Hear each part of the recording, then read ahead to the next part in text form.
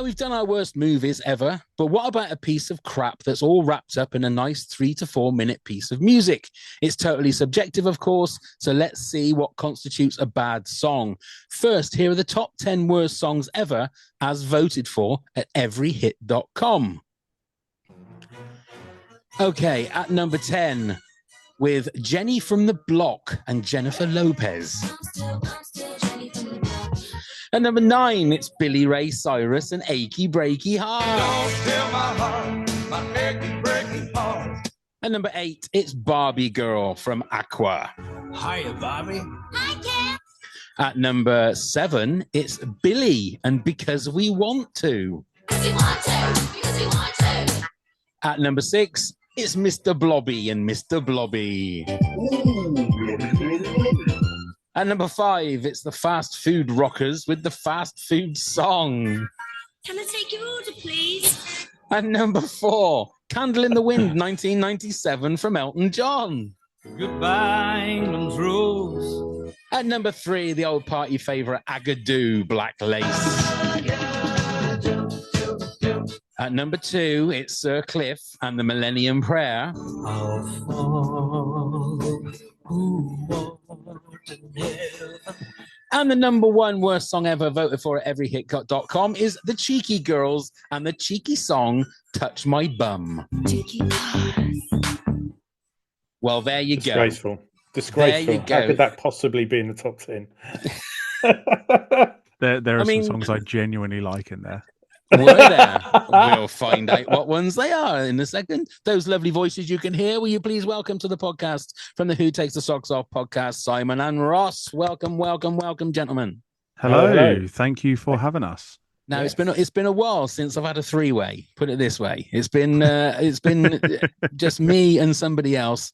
So I We don't do know all if the time. yeah, I All don't the know. time. I don't know if we need some kind of Ross always talks first or Simon talks first, but it's just going to be a mishmash of crap anyway. So we're here to do worst songs ever. Now, Yes. before we talk about your podcast, I need to find out just how hard you found compiling a top 10 songs that are shit. Simon, we'll start with you. Very. Mainly in narrowing it down.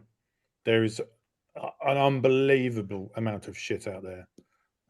And to be honest, I've looked through my top 10 and I think most of them actually went to number 1 as well. Right. Okay. Which is fucking ridiculous You're- when you look at the songs that are in there. Simon is an absolute contrarian. Right. I will say, I think mine's the not. same. Mine's the Who is? same. If it's popular, hates it. No, that's not true. I quite It's like true. Taylor Swift, Very to be true. fair. Well No? done, Simon. That's I nice quite to like know. Taylor Swift. Yeah. Well, Yeah. all right. Yeah. So, yeah. Fuck you then. Ross. So what about you, Ross? Did you find it easy or? Simon texted me about doing the podcast. Sorry, not texting. We're not boomers, promise. WhatsApped me within 7 minutes. I Yeah. sent him a list. Really? Yeah, absolutely smashed out a list, and I've changed 2 songs on it since. Wow. Ooh, That was on the intriguing. 27th of September. I found it So- really, really hard because I think I said to you, Ross, before we pressed record, that I know that when we get through this, I'm going to be thinking about it, led in bed, and I'll be going, shit, I forgot that one. And I forgot that one. Yeah. And there's songs that make me physically angry, which pretty much all of Yeah. these, Yeah. of these in the top 10 already do. Yeah, But there'll be songs that I've forgotten because a lot of the Yeah. ones I've got are classic shit songs. Yeah, I mean, I tried to, I sort of tried to just think of what I could think of off the top of my head. And then I went through a process of looking at all the number ones of the 1990s and the 2000s. Yeah. And went, fucking hell. Yeah. yeah. What There is was some going on? shit music in Yes. the 90s, certainly. Yeah. I think But as well, more recently, I think in sort of the 10s and 20s, there's Mhm. been some absolute dross. Yeah, I think I've got, I mean, I know you guys do sort of at the end, you go through other people's suggestions, but I've got Yeah. at least another, I don't know, 12, 15 on top of my top 10 that could have quite easily gone in there. Yeah. My top 10 of top 10s of shit songs. Yeah, There you exactly, go. yeah. We can easily talk about them because, like I say, I know that I've missed some. I've gone for there's a few surprises in my top 10, but there's some which everyone would expect there to be. I think. See, I got a bit of tunnel vision with this. I think I kind of made my top 10, and I've found a few others, but without like trawling through Spotify and everything I've listened to and other lists online, my 10, it's not necessarily from like, the best worst to the worst, but it's 10 songs that I really hate. Just to Wasn't Heath just Ledger in to that movie? Thank you Thank you very 10 much. songs Thank I you. fucking hate. Yeah. Nice. Well done. Just to check a rule before we start. Yeah. Can one of them be a collective of songs by an artist, or do I have to whittle it to one song? No, you can do a collect because I've done exactly the same thing Perfect. Thank with one as well. you. Yeah. Yeah. Oh, maybe we're going to clash a bit more than I thought then, because Yeah. I've got one that's also. Oh no, actually, I didn't. I excluded it. Did you? It's in my honourable mentions. Okay, and 'cause I've also got a couple that the reason it's in is not necessarily because of the song. It might be because the video makes me really angry as well. Oh, yeah. So I've got I think I'm going to be exercising some demons tonight. I think I'm going to feel it's like a proper session when I finish. I'll be cleansed. I think after Excellent. Oh, Yeah. brilliant. Before we actually get onto that, then, so what's the idea behind your podcast? So seeing as Simon built it up that I'm absolutely amazing at talking about our podcast, I suppose I should have a go at it. So our podcast is called Who Takes the Socks Off, and it was born out of kind of those morning water cooler conversations at work, where we'd come in, make a cup of tea, and just these random bullshit questions would come up every day, and we would just have these sort of 10-15 minute discussions. There's me, Simon, and Thomas, who were kind of the main ones from the office, that joined. We had a few others who kind of fell by the wayside as time went on. And it's sort of taking those questions, having discussions around them. So Who Take the Socks Off is the name of the podcast, which came from the question, who takes the socks off of amputated feet? So at like car accidents and stuff like that. And we kind of evolved it from there. We've been through a few iterations and a few different lineups, but that's kind of the long and short of it, really. Simon, anything else you'd like to add to that? Probably. Well, That was pretty beautifully good, to be done, I fair. thought. I think that was very well done. Yeah, I guess we're kind of we like to think of ourselves as a bit of a mix of, say, something like No Such Thing as a Fish and maybe someone like Cheap Show. So we answer the questions, but we try to get porn and cum and things like that in there as much as possible, basically. That should be on the poster for the pod.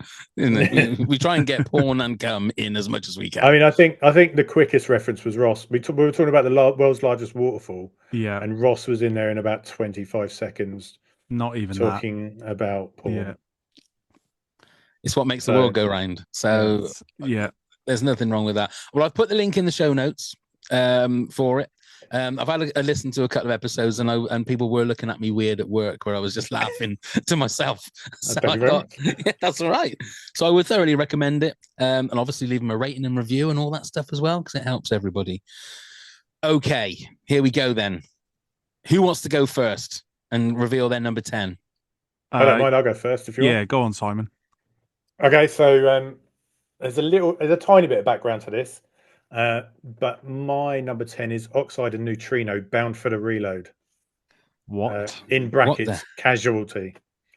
I don't know if you remember, about, oh God, it would have been 1998, 99, when Garage was really taking off. And there was a song that had the Casualty theme tune in it. Right, I can slightly remember that. What was it called again? It's called Bound for the Reload. Oxide and Neutrino. Yeah. I absolutely love that song. Do you really? I do. I don't think I've ever skipped it. I don't gravitate towards putting it on. Like, I don't choose to put it on, but if it's in a playlist, I'll never skip it. That's it. That's the one. That's the one. Yeah, no, because at the time I was DJing Garage in pubs and clubs and stuff, and it was everything I really didn't like about commercial garage. because it was just pants. There's no other word for it. I mean, anything that uses the Casualty theme tune is just cheesy as fuck. What about the sampling of Lock, Stock and Two Smoking Barrels? Yeah, that as well. That was in there. Didn't like that. That's the that best was bit. probably the highlight of the whole track. Very rest of easy. it, To be honestly, fair, just- you were DJing in the time where that song was massive, so you probably heard it 3 nights a week, every week, easily, for if not like more. 3 years. Whereas for me, like in the late 90s, I was but a child, so I All didn't right, don't hear rub it. it in. I didn't hear it so often, so I guess it's not been ruined for me. Yeah, I'm of the other vintage where I 90s and garage music. I thought, no, I can't be asked with that. It was just what the youngsters were listening to. So that for me, I mean, I can remember it because of the Casualty thing, but yeah. But the other thing is, guys, that everybody's top 10 is correct, okay? Because it's your point of view. So much so that there are certain ones that people, I'm sure, will message us and go, I love that. Well, like you just said, Ross, I love that. I love that song. Yeah. So we'll get those kind of things. How can that be in somebody's top 10 of worst ever songs? But it's your top 10, so it's absolutely right. So Ross, what's your number 10? Mine is your boot. Went proper Suffolk there, boy. You're Beautiful by James Blunt. Oh, that how was- can you put this one on there? Absolute fucking dross. Oh, it's a beautiful song. If shit was beautiful, then yes, fine. It's a beautiful song. But I didn't know someone with such a high-pitched voice could make such a dreary song. Like you think dreary and you think Morrissey, you know, the low, I'm miserable now. Oh God, it's fucking Come on, let's all get our awful. lighters out. No, And let's, come on. yeah. I'll get my lighter out and set fire to myself. I'll tell you what, I would agree with you on that song, but he is one of the funniest people on Twitter. He is. He's brilliant. he's incredibly funny, but makes the shittest music. Have you seen his latest thing that he's doing? That he can change his name legally if the redo of this album goes to number 1. He's going to change his name legally. It's not an incentive for me to buy the album. I can remember I bought this album when it came. Back to Bedlam or something it was called. Yeah, that's it. Yeah. You paid money for it. He's also doing signings in London. I think this week, maybe next week. But unlike normal signings, he'll actually roast you at the same time. Oh, really? To. Yeah. So he said he will actually do it. So yeah, I mean, he kind of leans into. He's very vanilla, which is sort of right up my street. But he kind of leans into it now, doesn't he? I think he doesn't. Yeah. He obviously doesn't take himself too seriously. No, which is great. That's really nice to see in someone. Yeah, I mean, he's cool. I mean, he's like the coolest, incredibly posh person you'll ever hear. Him and Bear Grylls are like two very cool posh people. Yeah. Like, you know, he used to be a tank commander. He's hilarious. You know, I mean, he's incredibly rich. The album kept him very rich. Indeed. But only one of them eats bear testicles though. Well, true. And the other one's Bear Grylls. But yeah, that song is absolute fucking crap. Okay. That's fair enough. Cannot stand it. That's fair enough. I think it's for a similar reason as Simon. When it came out, it was everywhere. Yeah. And it was crap the first time I heard it. And then the 100th time I heard it, just cemented that I will hate this song forever. And now I sort of lump it in the same immortalized. bracket as I was lumping with people like Norah Jones, which is just sort of like middle of the road, bit meh, bit. Yeah, I don't hate it, but that same 4-chord kind of thing, you know. Yeah, same kind of 4-chord thing. But there you go. Okay, one thing you'll notice about my top 10, I've got a few of the novelty records in my top 10. Yep. And one of the ones that absolutely fucked me off from the first time I heard it was the fucking Crazy Frog and Axel F. Oh God! And it's one of those things, you know, that if you're pissed up at a party as soon as you heard that ding ding ding ding ding ding, you go way like this Yeah. in the cold light of a Sunday morning, or when you're listening to the chart show or whatever, and they go, "Oh, number one, it's Crazy Frog and Axel F." You think, "Are you fucking kidding me? Who apart from DJs of parties is playing this or buying this?" And I then it have a lot became to just. say about this song. Have you? I might save it. I might save it. I All had right, to okay. I had to relive this song because my so we when we do shower time with the kids, they both come and lie on our bed afterwards, and they get to watch some songs on YouTube while we're there.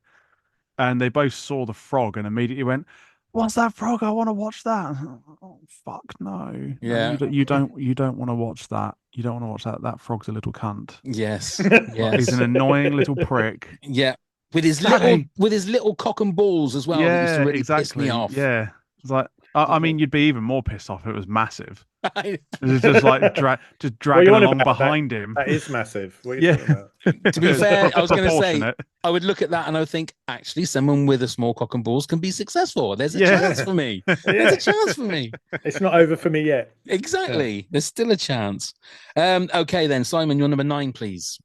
My number 9 is the Shoop Shoop song by Cher, Oh, which can okay. get in the fucking bin.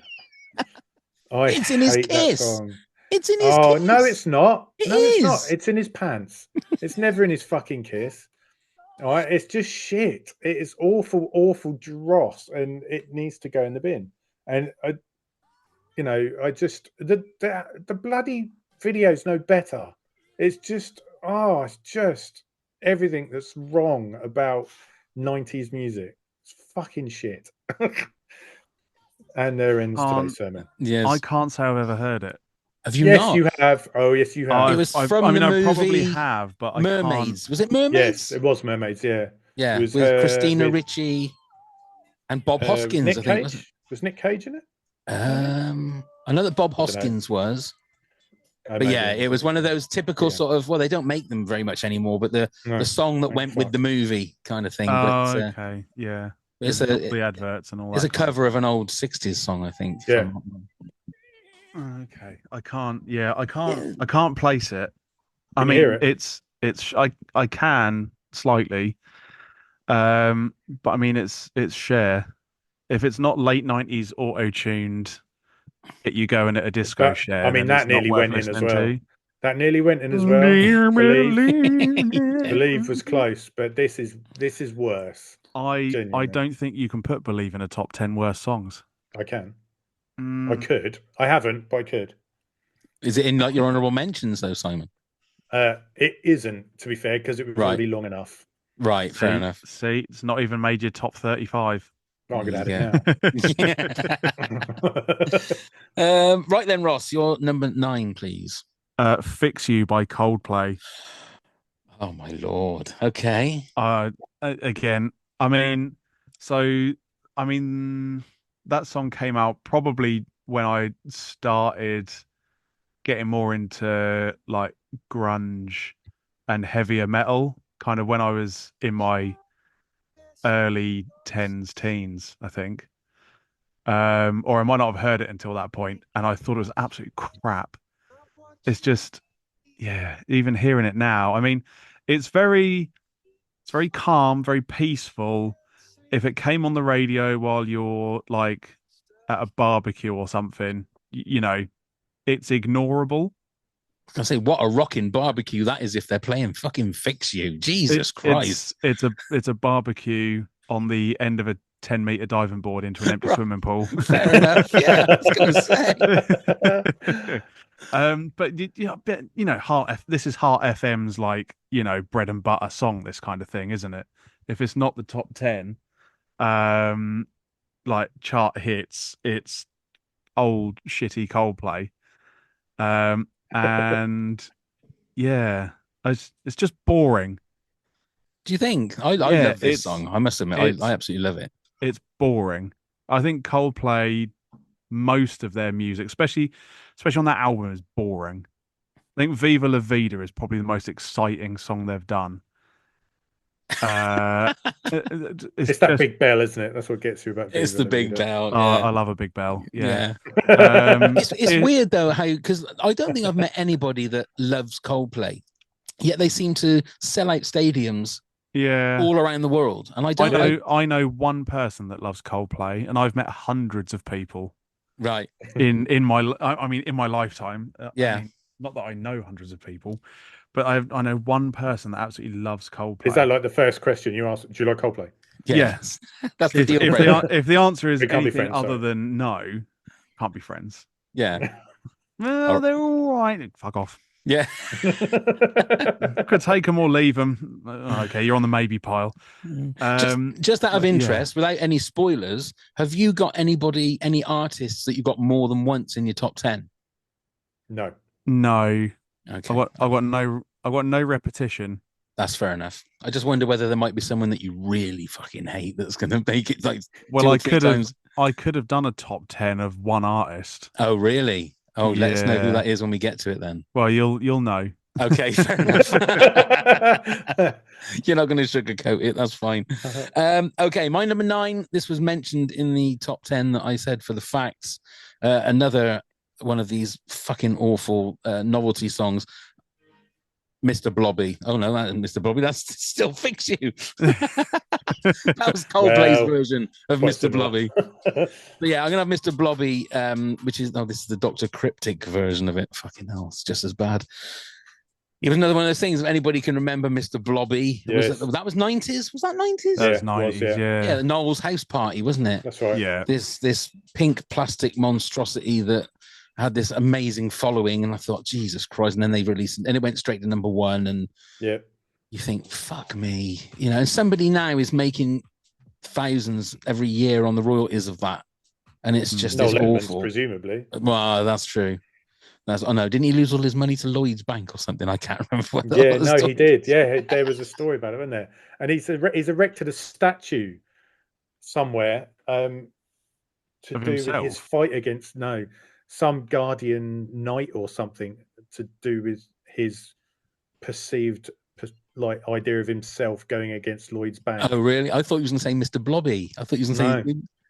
I went to Blobbyland back in the 90s. They did a Blobbyland. I can't remember where it was. Some fucking place, and took the kids, and it was just.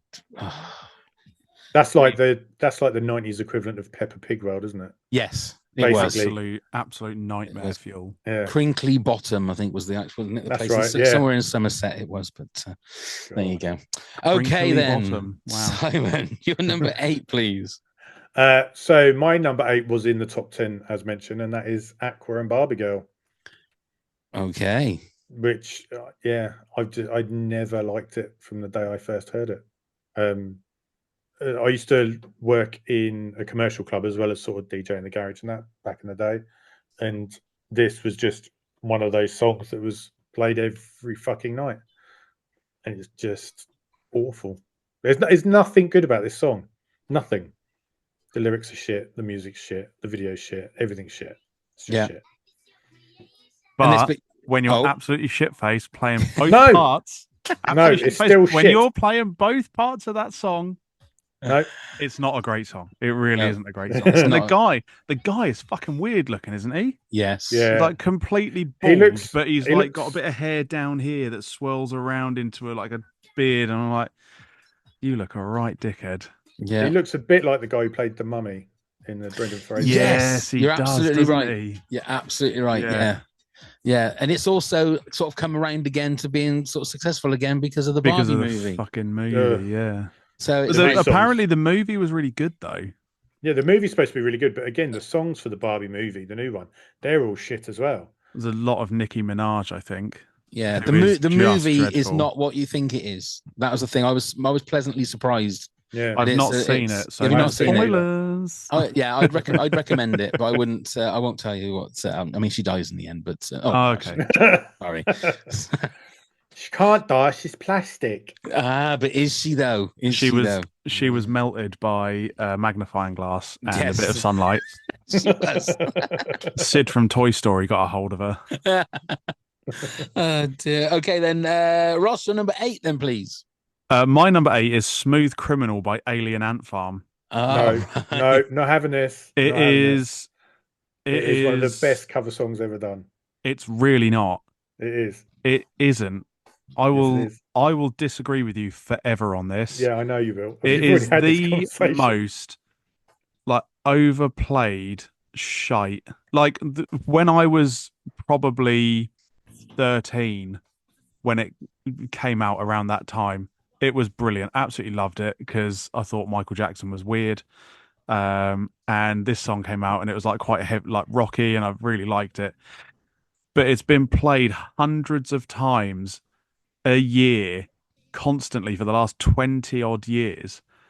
And I just cannot stand it. And even they can't stand it either. They're still touring, and I think my friend went to see them and they said at the start of the show, "Who's here for that one cover song we did once?" Yay. And who are our real fans? Yay. Movies is an infinitely better song Movies from is a that good song, album. fair. Smooth Criminal is dog shit. No. Moving on. Oh. Don't listen to Simon. He is wrong. Simon, your reply to that. Yeah, no, he's right. Movies is an infinitely better song, but it is very. There are certain artists in the world that are really, really, really difficult to cover. People like Madonna, Prince, Michael Jackson, Queen, and they actually did a successful cover of one of those sort of people, and it's really hard to do. They did a good job. It's a good cover. I know it's overplayed, I know you hate it, and I hate it's it. overplayed, but I still contest it shouldn't be in the top 10. Mm. But there you go. It's my top 10, subjective, so fuck isn't you. it? Yeah, exactly. Cheers. I couldn't find any booze for this. I'm now a little disappointed. Oh, sorry. Yeah, we had Spag Bowl tonight, so obviously needed some red. Nice. Obviously needed some red wine for the sauce. Obviously. Then couldn't just leave the bottle open on the side. Yeah, fair enough. I mean, look, any way to get lubricated so that you can have a better sense of opinion and tell Ross exactly what you think. It's all good. We're good at that anyway. You don't need to. We are going to row tomorrow. Yes. Yeah. And it was at this point that the Who Takes the Socks Off podcast was cancelled. That's it. They're not going to do it anymore. If we're going to get cancelled, it'll be for content. Yeah. I'm surprised we haven't already. Yeah. Okay, my number 8, another one of the classic shite party songs. I'm going to put Agadoo by Black Lace in there. Because it's another one of those songs that, okay, if you're at a party, you will dance to it and you'll do all the fucking movements or whatever. But when you listen to it in the cold light of day, it's just awful. And it just doesn't make any sense. And it's like, it's everything about it is bad and wrong. So that has to be in there. It has to be in there. I have a question though. When was the last time you heard it and you weren't at a party? Good question. Well, about sort of 2 days ago when I was when I was sorting my top 10 out. But apart from that, I don't think I've ever maybe on an episode of Top of the Pops. In the car with the kids. Yeah, I'll be honest. I almost put this in, but then I was pointed towards a song they made that was worse. Called? Well, I'll have to tell you that when I get to it. Okay, fair enough. Fair enough. I didn't even realize they had another song. Yeah, you wouldn't believe how many they've got. Oh, Christ almighty. Okay, then. Simon, you're number 7. My number 7 is What's Up by 4 Non-Blondes. Oh, I saw this on a lot of people's lists. Yes, I honestly, just the most screeching fucking harpy bullshit song ever. Oh, God, yeah. Just awful. I've just twigged which song it was. I got it confused with Word Up. Which that is cameo. a stone cold classic. Isn't awful. I was like, how the hell is that in your list? No. And it's basically what it sounds like. Yes, exactly. It's almost like she's in the room. I say hey. Oh yeah, God, fucking awful. Honestly, I'm breaking out in hives already. I agree 100% with this choice. Just utter screechy bollocks. That's all it is. Yeah, to me, it's like one of those. It doesn't seem to do anything for me. Yeah, But I mean, I wouldn't put it in my top 10, obviously, but it's just like there's nothing to hook yourself to this song. It's her voice. Her voice is just like fingers down a blackboard. Yeah. Do you know what I mean? It's oh no, turn it off. Come on, all together now, everybody. Hey, you No, I tricked know what me, you mean, though. bastard. I know. I Singing cut away. out as soon as I sung it. You absolute bastard. Well, I didn't think you'd sing it because it's one of the worst songs ever. I told you before, I'm a showman. You are. I'm an Absolutely. antisocial showman. Absolutely, you are. That is such a good. Why have we not got that on the website? What, The the antisocial showman? That is Yeah. such a spot on description. I'd love to hear Sean Connery try and say that. Hates people, loves performing. Oh, hello. Just a second. Oh, there's a child on board. Mind the interruption. That's fine. Okay, Mind Ross, the language. we'll do your number 7 then, please. Oh, he's Oh, me? Yeah, yes, yeah. you. Oh, sorry, Ross. Yeah. I didn't realise you'd cut to me. Sorry. Sorry. I'm going to have to be less coarse about this one, Okay, but then. it is all Ed Sheeran songs. Oh, right. Okay. Now, just to explain, Ed Sheeran is very local to us, just up the road, Framlingham. Doesn't go on about it much, though, does he, in his songs, Simon? He does great things for our town. He is the shirt sponsor of our local football club, which is great. Does great things for our town, but his music is absolute crap. No night, big boy. Just for the people listening, just to let you know that Ross didn't go full pelt there because he had a little child with him. I'm assuming it's his child. I mean, when I say a little child with him, it's not. It's his son. Yes, yeah. He hasn't got a captive there. It's his son. Well, he may have. We don't know. But that was his son. He may have. It's the first time I've met him. He may have. Yeah, he may have. Where do you stand on Ed Sheeran then, Simon? See, I discovered Ed Sheeran a long time ago, like before X came out. Oh, right. And I actually have a couple of his first EPs that he released independently, and I actually quite rated him back then. I think I know why Ross doesn't like him.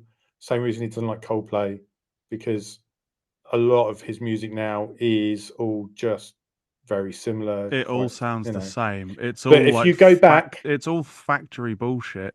I agree with Simon. He used to play McGinty's with a mate of mine way back in the day, and it's pretty good. It's quite original then, but he is just generic pop now, and it's just rubbish. If you listen, have you listened to the albums he's done with like the grime artists and stuff? No, that's really good. It's Project Number 8 or Project Number 9 or something like that. That's really, really good. It's really different to what he's sort of doing now. That's worth listening to. And his early stuff was pretty good. Like his first single that I've instantly forgotten the name of, because why wouldn't I? That was telling a real story, and it was quite. Oh, was it 18 or Lego House, wasn't it? That was quite dark. 18 was quite dark in its content, which was quite cool. And he's done songs like Bump and things like that, which sort of spoke to me at a time when it needed to, and things like that. So I'm not going to rag on him too much. I do agree a lot of his stuff these days is kind of really generic, proper watered down, isn't it? Yeah. But I think that happens to everybody. As artists sort of mature. Yeah, I think you're right. I think like for me, Linkin Park are like one of my favorite artists of all time. And if you watch their evolution from Hybrid Theory down to where they were just before Chester died, it became like Minutes to Midnight was their last good album. Everything after that just felt like very generic commercial, like metal. Do you think that comes from success though? Because I feel that's the same with Oasis. Well, you have to evolve to stay current.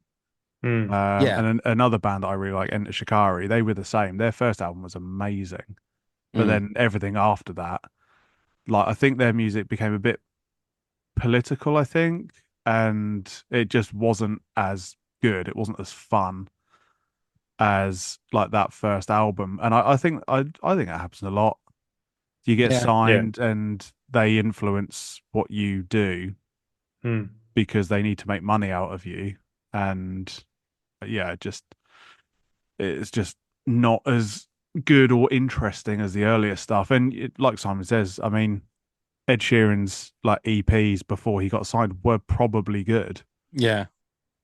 But then, as a because it struggling was artist, original. you're writing from the heart, aren't you? And Yeah, exactly. and everything. Exactly, yeah. I always think that This with is like it. with Noel Gallagher, like he's living in a shitty. Not no offense to people living in Manchester, but to him it's a shitty city. He's never going to get out. It's just drink and drugs to him. So he writes 2 albums where it's the struggle. Then when you got 50 million in the bank, you can't really write about the struggle anymore, and it becomes a lot more making up stuff. And I don't think it's as honest as early stuff. Yeah, I think you find that, as we say, with a lot of people. One of the few people who's probably bucked that trend recently is Eminem with his new album. His new album's really, really good. It is fantastic, yeah. And it's like him sort of almost killing off Slim Shady. It's a huge callback to the Slim Shady. Yeah, it's very good. Oh, right. But it's really unusual for that to happen, I think. Yeah.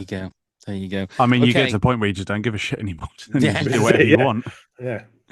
So all Ed Sheeran songs for you, Ross, for your number 7. Yeah. Okie dokie. I'm surprised you didn't have an Ed Sheeran supercut to play. I was thinking about it, but I mean, I don't think I can muster up the energy. My number 7, again, we've mentioned it in the top 10, so I'm going for the cheeky song, "Touch My Bum" by the Cheeky Girls. What a great track. I mean, didn't one of them go out with that liberal Lembet Opic? Yeah, the one that had like the moon face. Yeah.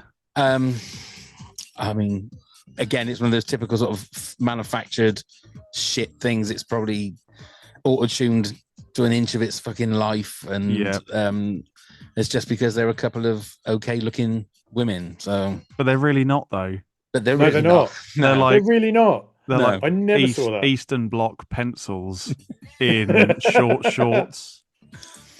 Do you think that's what it was all about, wasn't it? It was the fact that they had close up of their asses in hot pants. That was basically all it was. And the fact they said cheeky girls and touch my bum and look how cheeky we are. Exactly. Not very cheeky at all.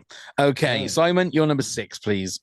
My number 6, which I've been told by certain members of my family should not be in the top 10, is Blue by Eiffel 65. Oh, absolutely should be in there. I fucking hate that song so much. And it's been made twice as worse. That's fucking good English. It's been made twice as bad, much worse, by David Guetta remixing the bloody thing. Oh, God, yeah. And it's just awful. It's really, really trashy, like Euro pop kind of house music. Because obviously I'm a slightly older man than Ross, and I remember house music taking off in the late 80s, with people like Gino Latino, a guy called Gerald, and things like that. And I really liked house music, and I thought house music was cool. And then you get to like the 90s, and it's been watered down to the point that you can put shit like this out, and it's like, again, I suppose it goes back to the same thing, doesn't it? Anything that's new and cool and kind of really invokes like feelings and like has a following, eventually because of success gets watered down into like what I call cordial music, where it's just watered down to the point that it's just shit. And it never really, you get the occasional track that picks up from it, but until people bring out new things, it's the end of that style of music to an extent. And I think, didn't this song come out at sort of the evolution of house into more dance music in the into sort of 90s. poppy dance music. Yeah, exactly. Because house didn't die in the 90s, but it certainly evolved. No, far from it. A dance evolved into things like trance and hard house and happy all hardcore. These sort of different. Yeah. I mean, happy hardcore was about almost from the early 90s, but okay, it just one of those songs that is just the epitome of what shitty dance music is. It's just appealing to the masses with utter garbage. And also, that's the kind of song then that would be fodder for movies as well. It'll be in the next sort of like Transformers movie. Yeah, so, yeah, Yeah, or a Any of those- Smurfs movie maybe, as it's blue. Yeah. Yeah. In fact, it probably was in one of the. I don't know. Probably was in one of them. Who knows? yeah. Despicable Me. I could imagine it turning up in something like that. You know, with No, all no, the, that Yeah. one. Pharrell Williams. Pharrell Williams has got that Spats all locked over down, those, hasn't doesn't he? Yeah. yeah, that's true. Oh go God! on then, Ross. How did that not make my top 10? See, I told you. All of a sudden, something will crop up. You're number Yeah. 6, then, Ross.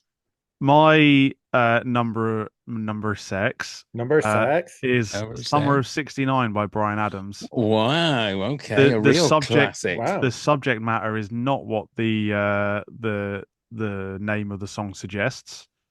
If you catch my drift. Yeah. It was played in my house a lot when I was growing up. My parents are from the 80s. They are 80s people, and that's all we heard all the time was just the same 3 80s compilation CDs every weekend. If they didn't have the radio on, which would have been SGR FM back in the day, 97.1. God, well remembered. Yeah. I think it's Suffolk's greatest radio now, isn't it? Something like that. I don't know. It's I back. don't know. It's made a horrible return of Has it? playing generic shit. I just remember them playing lots just of like Queen, Town which is still in 102 my house. and all that shit. But yeah, this song was on a lot, and I think a lot of my top 10 is overplayed shite because it's overplayed. Yeah. And Summer of '69, and all of the songs in here may not be traditionally bad songs, but for me, it reached a level of popularity where it was overplayed. And then, if your parents are of an age where the '80s music is all them, like you got this, Adamant, Queen, other '80s shite, Aha, not Alan I mean, Partridge. Queen would be probably bigger in the 70s and the 80s, but yeah, Yeah, Queen they are were bigger in awesome, the 70s, but they had, songs that came out and they ended up on all the compilation CDs. But Mm. yeah, Summer of '69, just yeah, just You can always Like- see it, can't you? You always see the pain. it's baked in childhood trauma. Yeah, see, that's the trouble you I've know. got. You see, when it comes with age, is like for me, the '80s was the greatest decade for music. So, Yeah, but I think that it's a great point though when you say about the fact that you hear it every day, so it makes it a shit song. Mm. I think that's why things like Everything I Do for You, the Brian Adams, when it was number 1 for 16 weeks, and Love Is All Around. exactly. I've got a personal connection with Everything I Do for You, because me and my wife danced in the aisle of an empty cinema when that was on. That was like our song. See, I met a girl on Aw. holiday while that song was on, so Really? I've also got personal. Yeah, There you go. But it's weird. There's so many people that would say, I fucking hate that song. But Yeah. yeah, because it was all you heard for like 4 months, 5 months. Yeah. It was just constant and It was constant. insane, wasn't it? And I think it becomes, even with the songs like, say, Bohemian Rhapsody. God, I can't stand Bohemian Exactly. Rhapsody. Because it's Oh. everybody has heard. But if you sit back and listen to it as a song, it's an amazing song, It is a very good It is. song. you know? But I think people just take it for granted and think, oh, I can't hear that song again. I just can't. But if you look back, it's It's a Queen. masterpiece. It's played so often. Exactly. Like Queen's greatest hits are in every playlist that you'll find on Spotify. Absolutely. Yeah. And they are just played way too much. There's Yeah. a guy One in of our their best- office. He chooses the music in our room, and he loves Queen. And there must be a Queen song on at least once a day. Right. One of I their was most like, mate, overlooked I songs. can't hear this again. One of their most overlooked ones is Brighton Rock. Brighton Rock is phenomenal. Oh, right. I'll have to have a listen to that one then. Yeah, not. Have you heard it. seen Baby Driver? Yes. It's in the soundtrack for that. Oh, is it? Oh, right. Okay. Yeah. I'll have a little listen. Okay. Really So good. that was your number 6, Summer of '69, Brian Adams.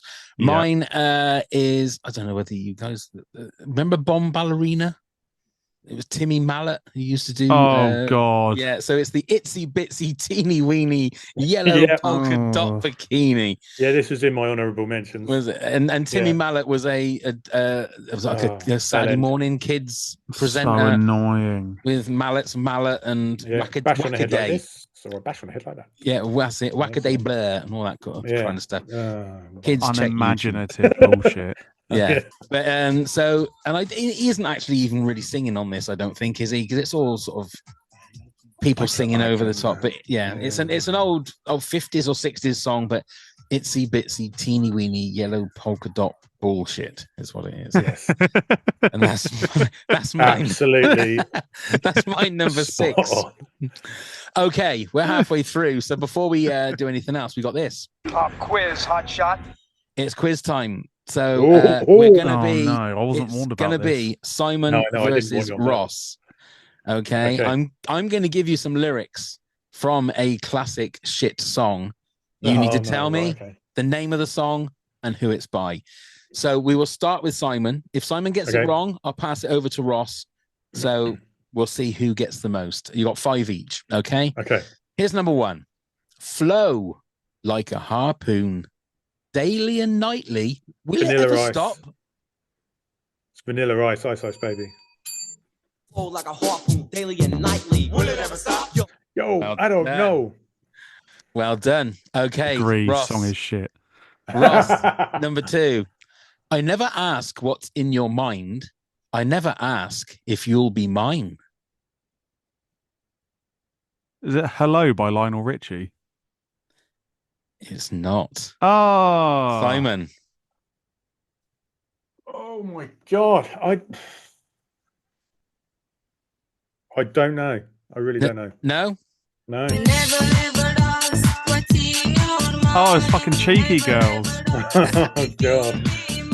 Those No, damn that cheeky is how- girls just and will that not is how fuck off. That is how shit that song is. Yep.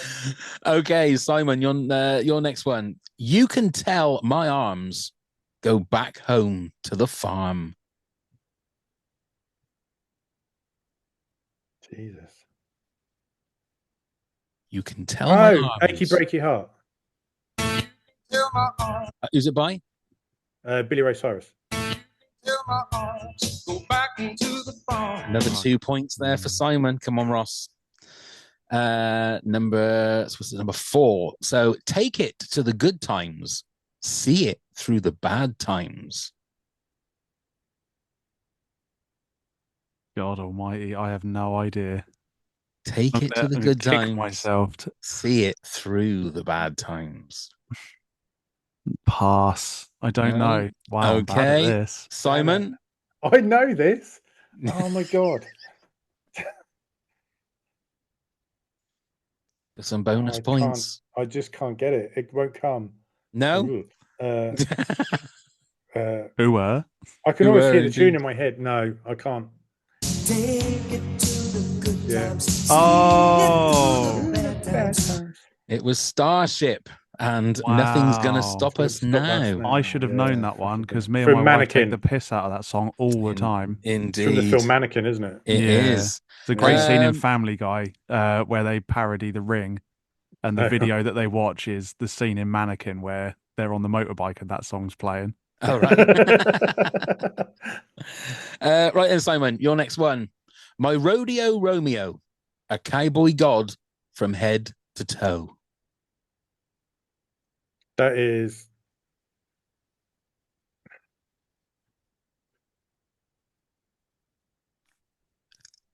Is it? I want to say it's Steps 5, 6, 7, 8. Yeah. Well done. I knew Okay. that one. Oh, Why couldn't lucky. I have that one? This is luck of the draw, honestly. It It is. really is. It is. Right, come on, Ross, you can get this one. The voices I hear whenever you're around, I want it. I need it.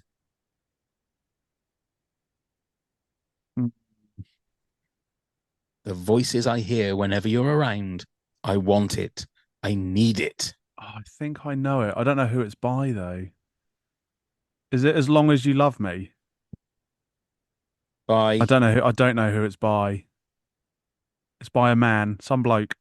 no, it's not that. No, Oh. Simon. I was trying to give you a little sliver of hope, then, Ross, but I No. just Any have idea? no Were you thinking idea. of? Were you thinking of Backstreet Boys? I think you were thinking of Backstreet Oh, Boys, You were weren't thinking you? of no. Backstreet Boys, weren't you? A bunch of blokes. Yeah, but it's not Backstreet Boys. No, Bugger. Sorry, can you repeat it? don't I think can. anybody The gets it. voices I hear whenever you're around, I want it. I need it. No, I can't. No, I'm not No. getting that one. This is really difficult.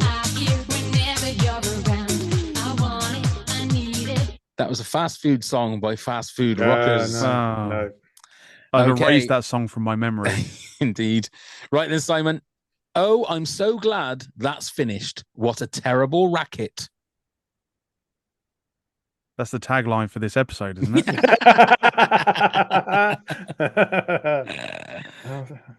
No, I don't know what that is. No? Okay, over to you, No, not off Ross. the top of my head. I'm so glad that's finished. What a terrible racket. Yes. Come on, for your first points. This is going to be a whitewash. I ain't got any idea. No? Are you allowed to say whitewash anymore? I don't know. I don't know. Well, you just did. I just did. did. Soz. That's okay. No, pass. Sorry, No. I have no idea. I'm so glad that's finished. What a terrible racket. It's Teletubbies Say Eh-oh by Oh the my good Teletubbies. God. Why didn't I get that? I There obviously you don't listen go. to enough shit music. Okay. Was that your... No, That was me. That was my that was Ross's. question. That Yeah. was No, your- was it? It was oh, mine. Wasn't no, it? that was Simon's because you had the chance to get Oh, the yeah. bonus. So My this, bad. Ross, My bad. this one's yours. Kiss Me Here, Touch Me There, Hanky Panky. Barbie Girl by Aqua. It's not a whitewash or whatever the actual way we can say Yeah. that these days is. Well done. Okay, Simon, your last one. Straight up proving we can get you grooving. Trying to think of the name of the song. Is it S Club 7? And Keep on moving? No. That was 5. Keep on moving. Hang it on. was.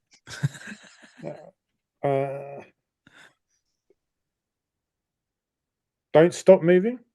It's not. No, it's not S Club 7 either. I don't know why I mean. I did the same thing I did to Ross to you then. So, Ross, over to you. Straight up proving we can get you grooving. Oh. I think it's by 5. So, oh no, I don't know the name of the song. I had it on in the. This is probably not a good thing to admit. Had it on in the car the other day, and I can't remember the name of the song. It's gone. Nah. No, okay. We can get you grooving. It's PJ and Duncan, and let's get ready to rumble. Way off. Let's get ready to rumble. Okay, the final one for you then, Ross. I'll make you mine. You know I'll take you to the top. I'll make you mine. You know I'll take you to the top. Pass. No. No, Simon. No, nothing's clicking. There's a vague memory somewhere buried in my brain, but I don't know what it is. I'll make you mine. You know I'll Yeah. take you to the Oh top. God. Saturday Wigfield. night and Wigfield. So the final score, 6 to you, Simon, 2 to you, Ross. Well done, That's Simon. got to be one of the present. worst performances on this segment. Oh, not at all. No, we've had thank God ones. for that. And I think we've had a couple of zeros as well, so don't worry. Phew. You saved yourself. Yeah. With Barbie Girl. Barbie Girl Yeah. saved you. There you go. Okay, back There's to the quote for actual. the clip. Barbie Girl Yes. saved you. That should be a T-shirt, shouldn't it? Barbie Girl saved you. Go on then, Simon. You're number 5, then, please. You've already mentioned my number 5. It is Mr. Blobby. Okay. Yeah, I remember having to sit through Noel's house party with my parents in the late 80s, and that pink fuckwit just should never have been brought into existence. Never mind given a That's number Mr. one Blobby you're fucking talking record. about now, not Noel Edmonds, yeah? Oh, and Mr. Yeah. And Mr. Blobby. Yeah. Either or. Yay! They're interchangeable. Yeah, no, just hated it from the day it came out. Just awful rubbish. Yeah. I think we've said enough about Mr. Blobby. We've given him enough of a Yeah, it doesn't an need any airing more out. exposure. Yeah. So go on then, Ross. You're number 5, please. I almost changed this one, but it's Mr. Brightside by the Killers. Oh, wow. Okay. Again, it's not a terrible song. Like as a song, I don't think it's that bad. And I think, isn't it about like the lead singer of the Killers getting cheated on or something? But it's incredibly popular at weddings. Yeah. So the is mixed messaging, but again, it's overplayed tripe. It's definitely You overplayed. know, Yeah, but when it is but- massively overplayed. but when you're pissed up, you can't help Yes. but dance and jump about like an absolute word that you're definitely not allowed to say anymore. I tell you one Yeah. thing, I do a bit of singing in pubs and clubs, and you only need to play those first few notes, Yeah, and everybody goes fucking mental. Everybody, even if it's been a shit night and nobody's got up to dance, as soon as they hear that ding ding ding ding ding, you think everybody gets up, and Yeah. it's one of those songs I wish I'd never have to sing again, because you just but you know that it's going to get everybody up, so it's just kind of you kind of have to do it. you don't Yeah. open with it. I don't open with it. It is No. definitely It's definitely not an opener. People have to be pissed up kind of song. Yeah. Yeah. You couldn't do a quiet night and think, I'm just going to do Mr. Brightside. It has to be a certain right sort of time and atmosphere, without a doubt. Yeah. Yeah, With I've that got very thing. good memories.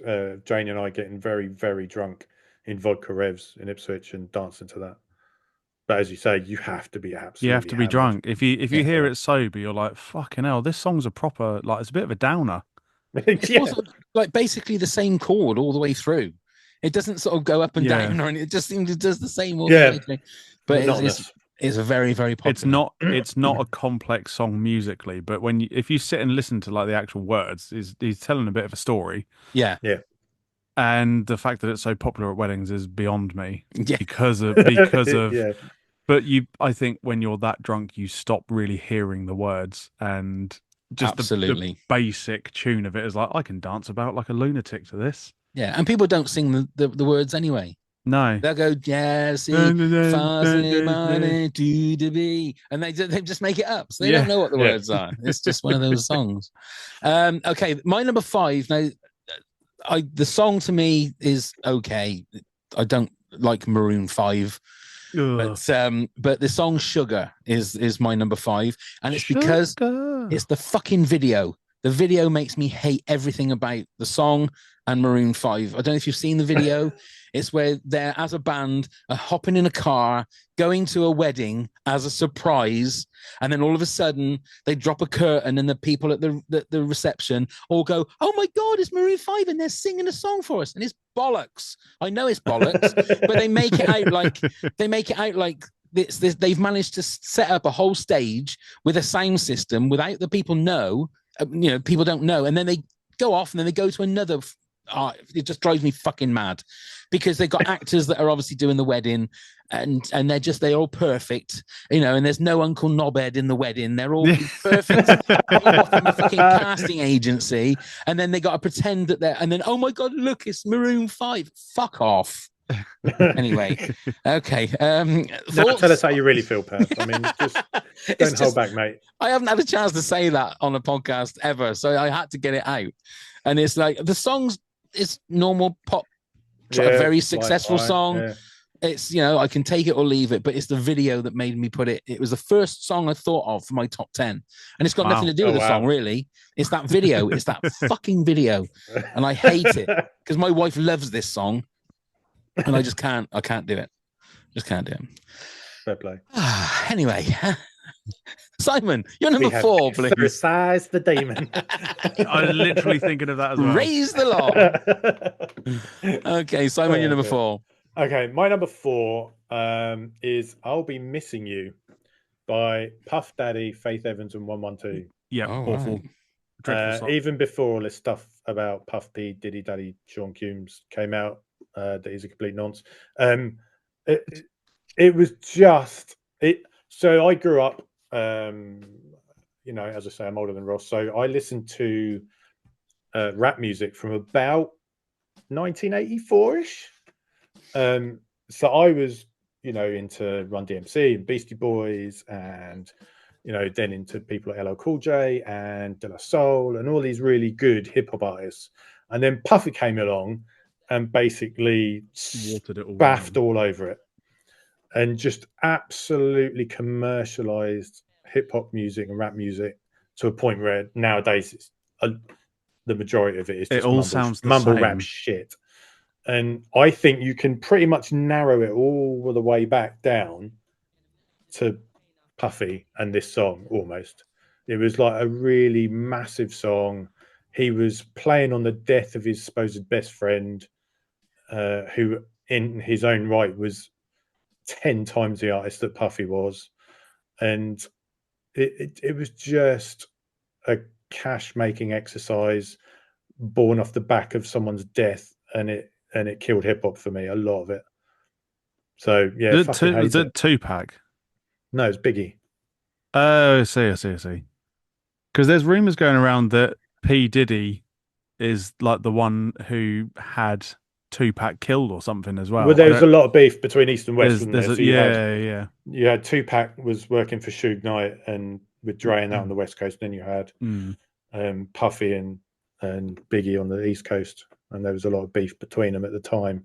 How much of it was real? How much of it? Because Tupac and Biggie recorded together at some points.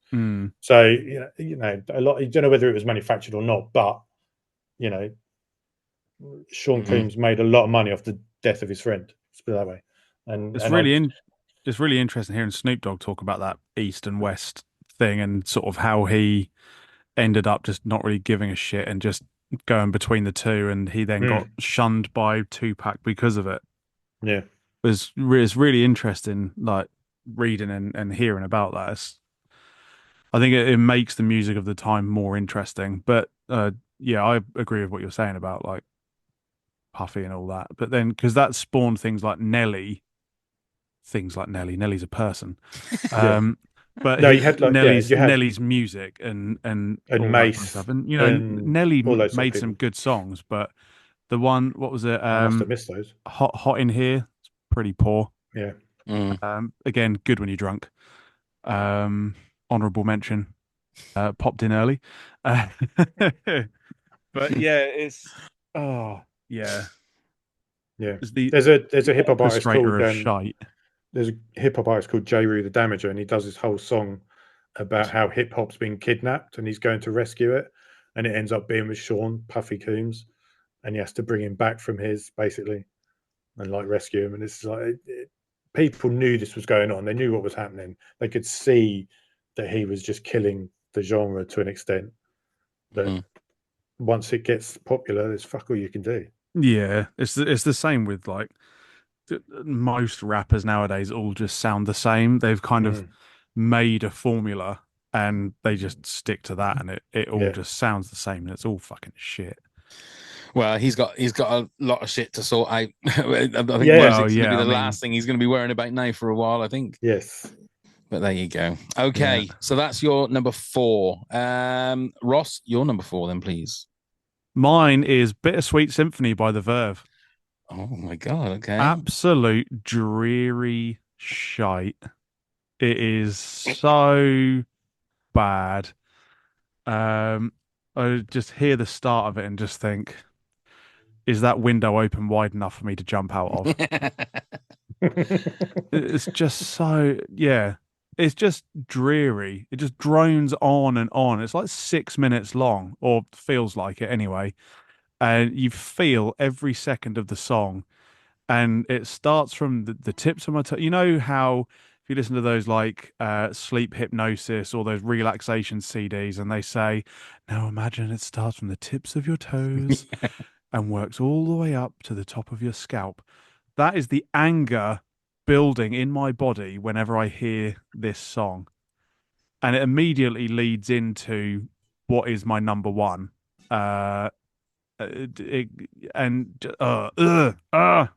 Makes me cross. Yeah, it's funny. Fantastic video though. Yeah, your both of your number 4s are both songs where a lot of the royalties go to somebody else. Yeah, because for the Puff Daddy one, Sting gets the majority of that, and then for this one, obviously, it's the Rolling Stones get a lot of the. Oh, really? Yeah, because it was, I can't remember which Rolling Stones song it was, but they took them to court. And now, if you look at it's written by Richard Ashcroft, Keith Richard, and Mick Jagger. Yeah, there you go. That's a good bit of trivia. Good, thank you very much. Fucking crap.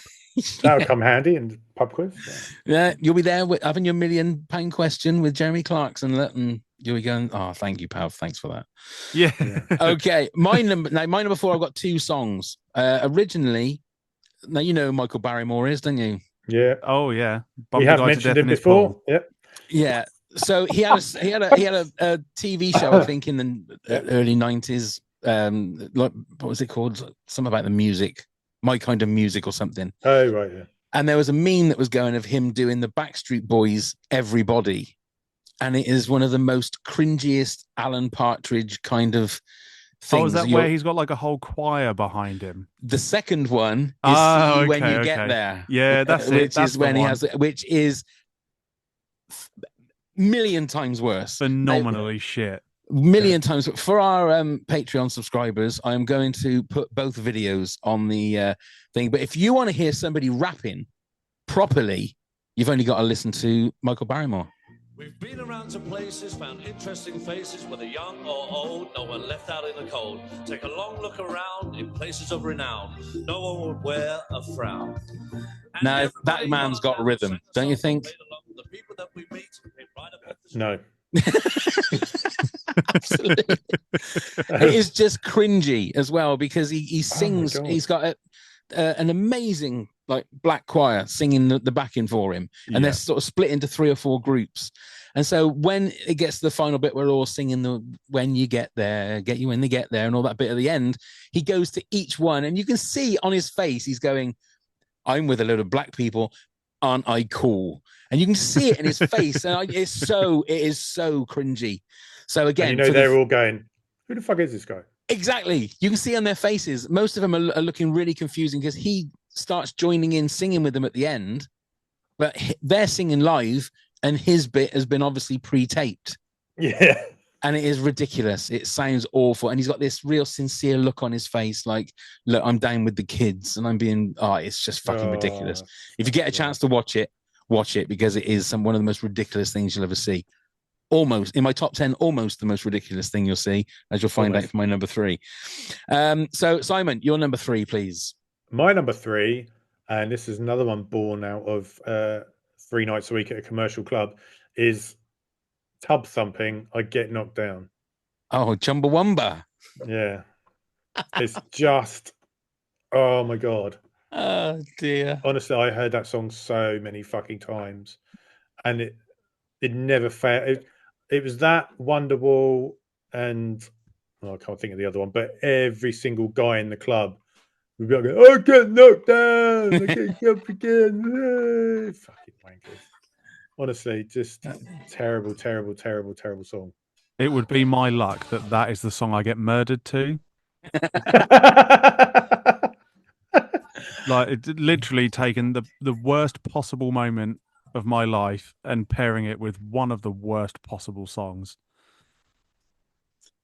Absolute shit show of a song. It is terrible. Fucking awful. It is terrible though. But would you have a whiskey drink or would you have a vodka drink? I mean, which one? I mean, I used to drink a lot of vodka back then, but right. These days I'm more of a rum man, to be honest. It's basically a verse and a chorus just repeated over and over again. There's nothing with "Oh Danny Boy" stuck in the middle. Yeah, that is a good one. I should have had that in my top 10. That's one of them. I should have had in my top 10. Great one. Okay then, Ross, your number 3, please. Strut by Steven Seagal. Sorry? Fuck, hang on a minute. We might have now for those of you who it is on Apple Music. Okay. That's fine. Steven Seagal made an album called Songs from the Crystal Cave, which was like a reggae dancehall album. Oh my God. And really? Yeah, how did I not know this? A few lines into the song, me want the punani, see for make nice. She want the buddy, him want the punani, and me know it nice. When the girls start to strut, you could look at her butt, you shouldn't do that. Think about just that because her clothes are just as pretty. They're not just to cover up her kitty. When me fling it up, you better know fi back it up.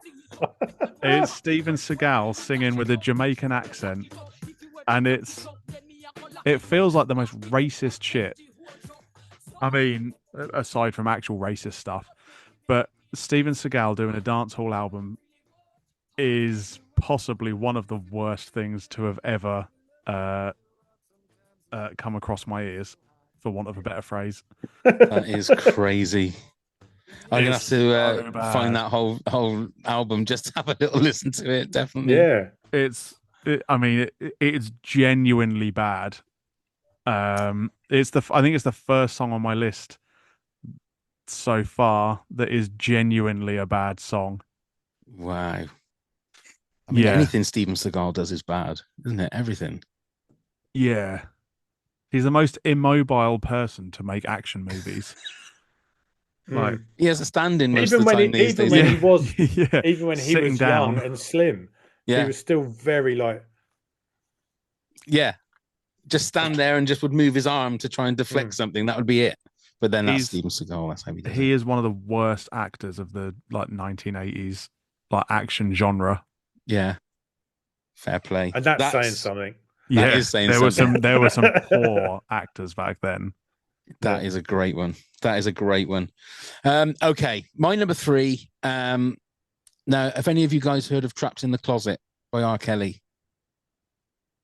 I've heard of. Much aware of R. Kelly. Know R. Kelly quite well. But, Trapped in the Closet. Have you not? Oh my God, I'm so jealous of you guys. You'll be able to. I probably have heard it. What album was it on? It was the album, but what he did is he would release 12 episodes or 12 chapters at a time, and it was basically, you can't even say it's a concept album. It is the most glorious piece of shit you will ever see. It is fucking crazy. It's basically a story of him and his girlfriend, and there's also some gay people in there. There's a midget. It's all about, and it's a story. He's rapping this story where he's doing all the music. He's playing more than one character. I can't do it justice by playing a little bit. You just have to go onto YouTube. It's a video. It's also an album, but it is fucking crazy. It is one of the most craziest things you'll ever see. And it is just R. Kelly being R. Kelly. And just I don't want to say too much because I really want you to, because you're not supposed to laugh, but you will laugh out loud. So it's like this.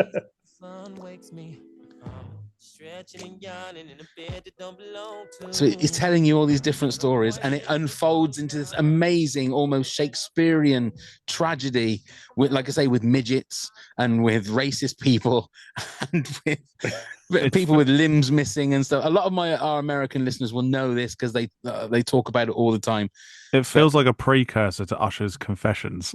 It kind of is. It's like the same beat and the same cadence, but it's wound up to 11. That's what it is. And it is ridiculous. 45 minutes in, and then Usher comes in with these are my confessions. Yeah. Well, chapters 1 to 5 is 16 and a half minutes long. Oh, God. And then each episode is like 2-3 minutes for the first 12. And then it went from another 13 to 24 chapters. And I'm not sure whether it finished after that, but do yourself a favor. Is this before or after he pissed on a child? Probably during, I think. Oh, God. I think it was before. I mean, I think he was, but this is him. He thinks he is the greatest storyteller in the world. And this is what he did believe he could fly. So absolutely. And this is what he created. So have fun, gents. Just thank me later is all I'll say. It'll be much later after the therapy. Go on, Simon, you're number 2. Okay, so this is the other song by Black Lace. I was actually, I had heard it when I was very young. I'd totally forgotten about it. And then I heard it again on another podcast called The Cheap Show. So thank you, Paul and Eli from The Cheap Show, for reminding me of this piece of shit. It's called I Speak a Lingo. Oh, God. I Speak a Lingo. It is unbelievably racist. It's basically every fucking racist trope you can think of European countries and China, and it's just it's one of those you have to listen to it to believe just how bad it is. So maybe it isn't on Apple Music, but it is. So I Speak a Lingo.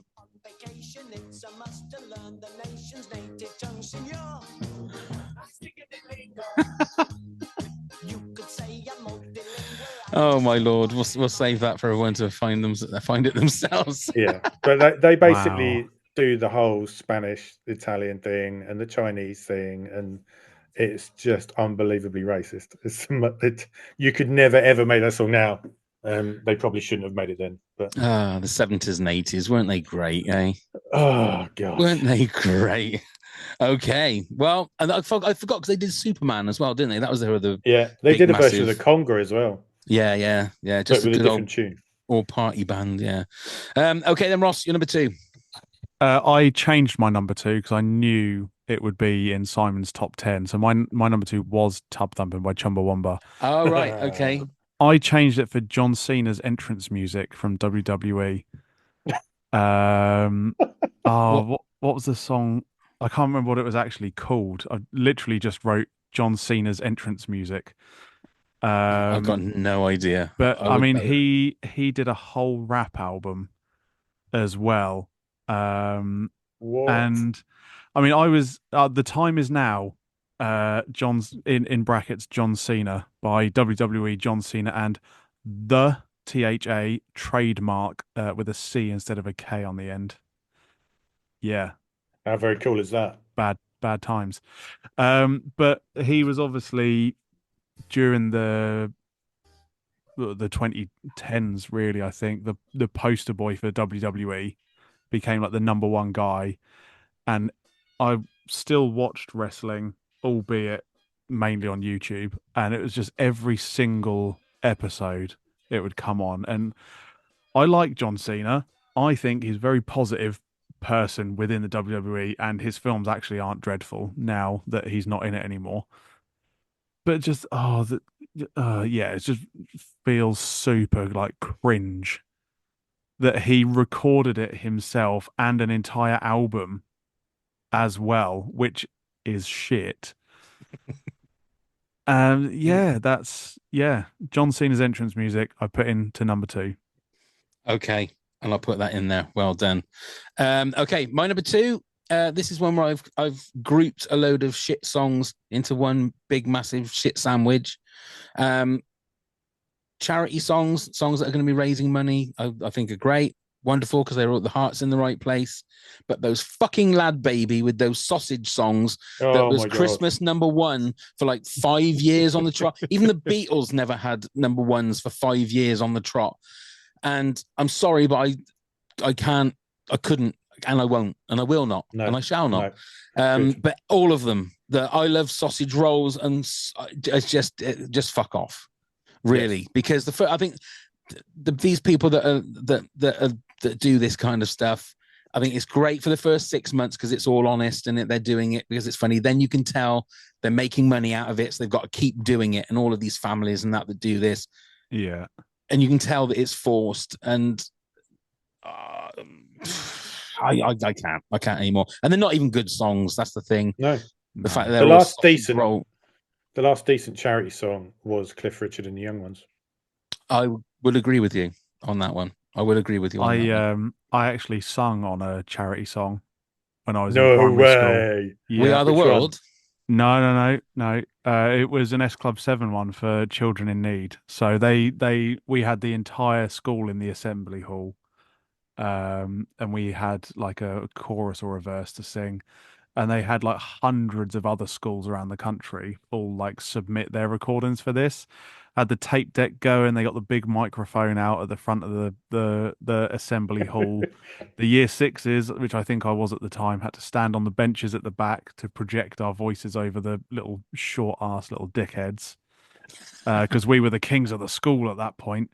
Obviously. And yeah, so I was on you'll never pick me out of thousands of other children. We all sound the same.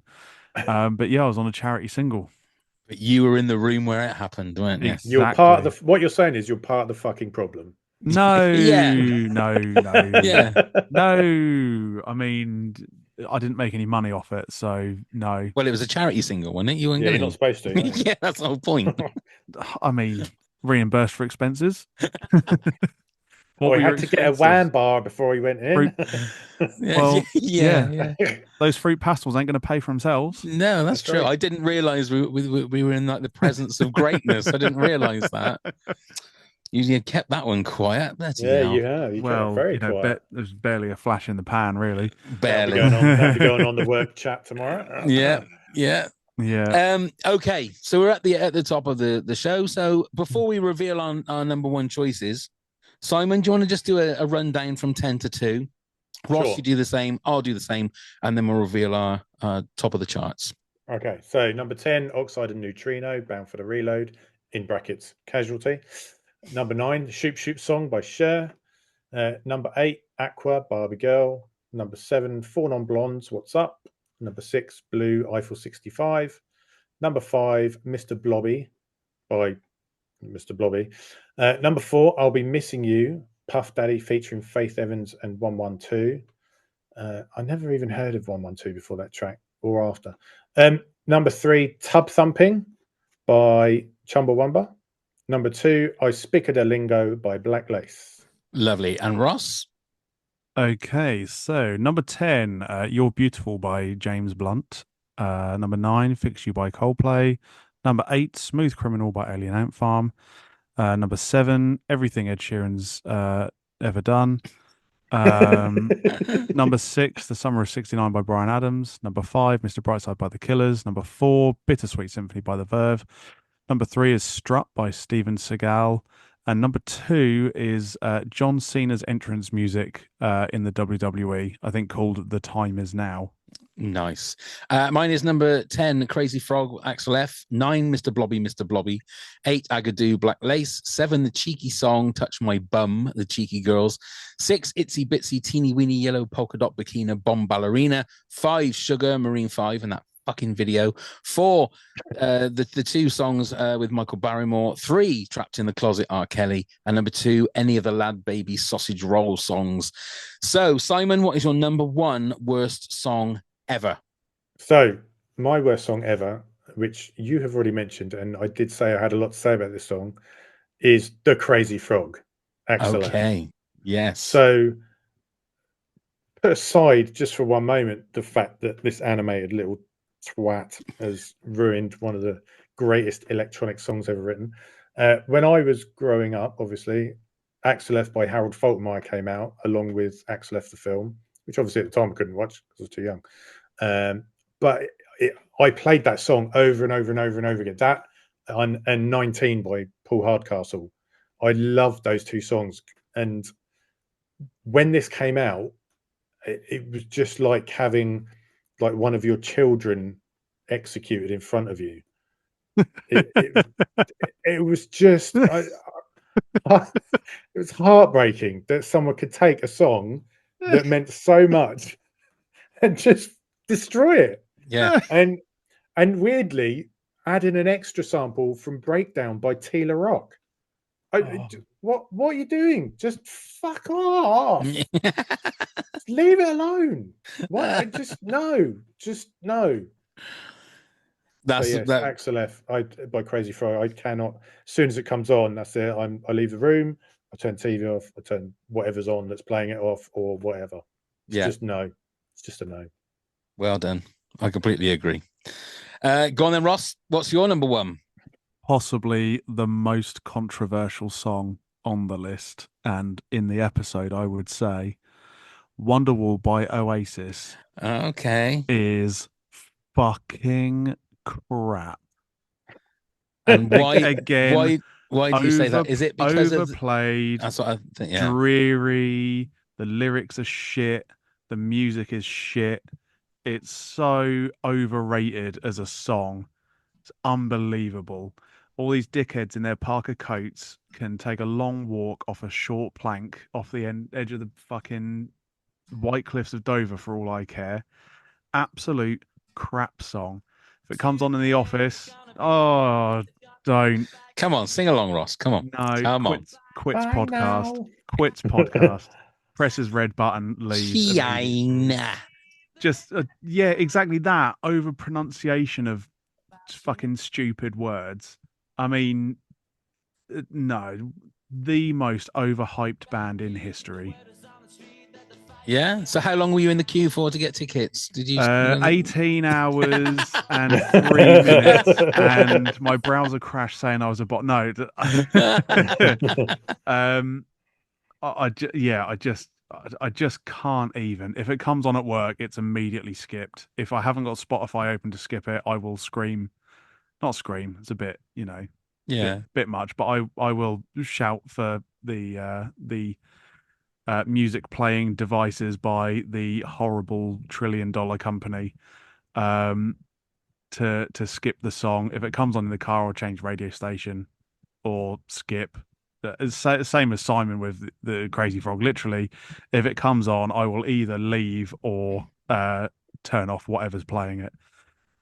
It's one of the most anger-inducing songs I think I could ever hear. So how much do I have to give you in hard cash to go and watch Oasis live with Ed Sheeran as support? Oh God. Well, Fiver. To be fair, I mean, you'd be out of pocket paying for those tickets, so you probably wouldn't have much left to give me. Yeah, I don't know. Just buy me a Greg's franchise. Franchise, okay. Yeah, just yeah. That's fair enough. I don't know. It would be a lot. It would be a lot. That's fair enough. I can see why. I feel enraged talking about the song. Well, that's why I cut it off a little bit earlier, because I didn't want your head to explode, basically. Yeah. So that's fine. Okay. My number one. Now it's a band that I've never heard any of their other songs, and you might know more about them. I don't know. It's Chutes and Ladders by Korn. Now the reason this is Neil, my co-host, who unfortunately isn't here tonight, played this during our Thursday night radio show a few years ago, and it's that heavy music that I'm not a big fan of anyway, but all they do is sing fucking nursery rhymes. Apart from the fact the first 30 seconds of it is bagpipes. Oh, fuck it, yeah, exactly. So it doesn't start off well, but then it's. So you got Ring a Ring of Roses, and then you've got where the rest of it. Here you go. 1, 2. Write your own fucking lyrics, for fuck's sake. And then it's London Bridge's fucking. Fuck off! I mean, it's just fucking ridiculous, and it just keeps going on and on and on until this. Fucking knick-knack paddywhack. But not just what like that. The hell? Exactly. Then he starts going, nobody won't do it. And I fuck off. Just fuck off. And I'm sure, again, a lot of our American friends who love Korn and that are going to go, Pav, what are you doing? I'm sorry. I like Korn. Do you? That's fine. But that song is fucking shit. All right. Fair enough. That is an absolutely shit song. I mean, you've got like the popular ones like Freak on a Leash and like Coming Undone. And like Blind, 3 really good Korn songs.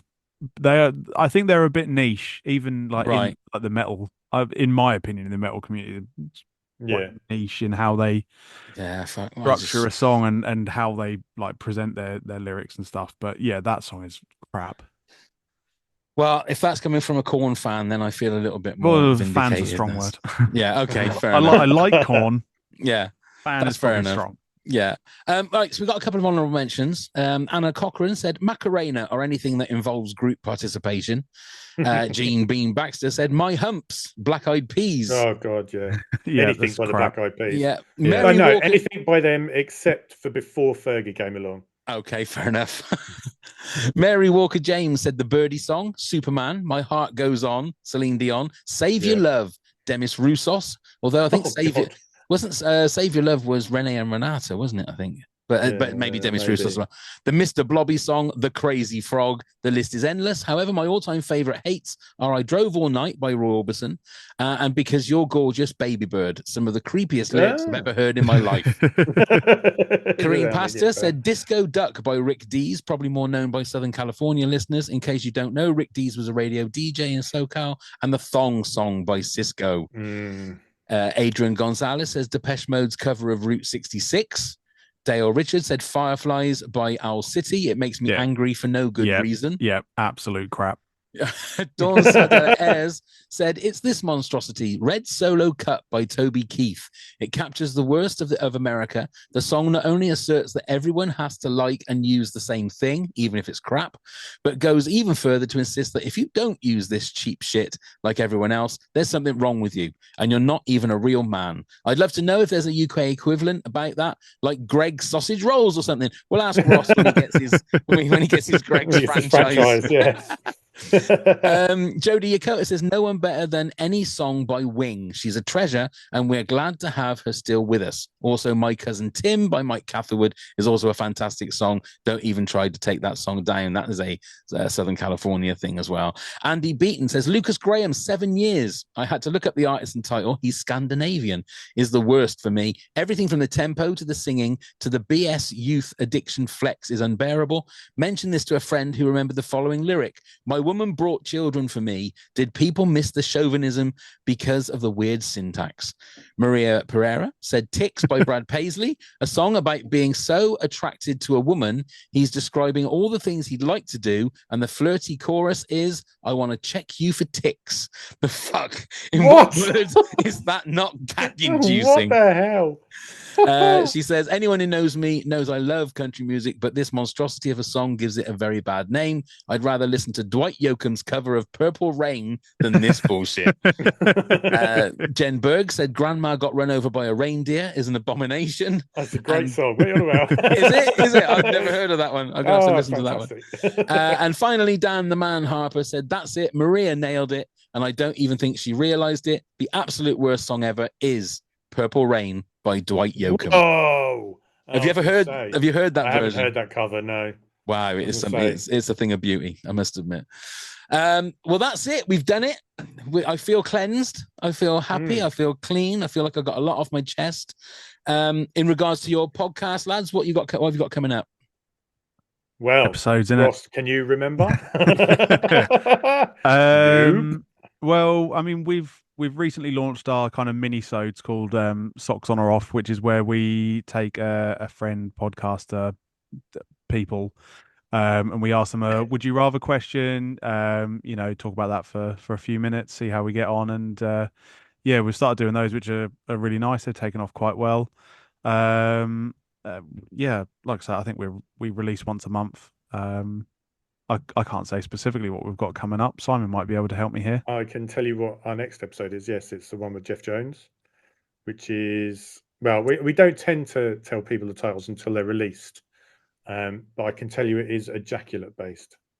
Oh, yeah, it's a good one. Ejaculate based. Oh, yes. If that's not a way to get you listeners, I don't know what is. It's a good 45 minutes of us coming in your ears. Well, what? You don't need any more sort of kind of advertising than that, do you? Cut it there. That's context. it. Absolute zero context. Indeed. Well, the link is in the show notes, so please click on it. Go and have a listen and just see what's coming in your ears. That's the best thing. Ross, Simon, thank you so much for joining us. Thanks for having us. Brilliant. Thanks for having us, Bab.